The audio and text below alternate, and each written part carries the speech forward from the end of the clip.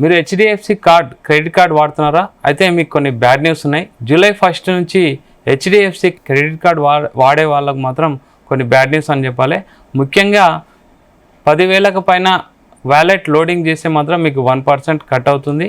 And 50,000కు పైన utility అంటే current bills కానీ వేరే ఇతర బిల్స్ లోన్స్ ఏమైనా పే చేస్తే మాత్రం 1% అయితే ఛార్జెస్ చేస్తారు. అండ్ ఎడ్యుకేషన్ సంబంధించి ఏదైనా ఫీజు పేమెంట్స్ ఏమైనా చేయాలన్నా 1% అయితే కట్ చేయడం జరుగుతుంది.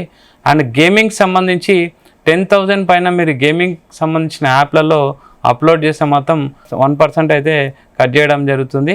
అండ్ గేమింగ్ సంబంధించి ట్రాన్సాక్షన్కి ఇంతకుముందు రివార్డ్ పాయింట్స్ వచ్చేటివి జూలై 1 నుంచి ఆ రివార్డ్ పాయింట్స్ కూడా యాడ్ అవ్వడం అయితే జరగదు. సో వ్యాలెట్ ముఖ్యంగా ఎక్కువ వ్యాలెట్ యూజ్ చేస్తుంటారు. క్రెడిట్ కార్డ్తో వ్యాలెట్ అప్లోడ్కి అయితే బాగా యూజ్ చేస్తుంటారు.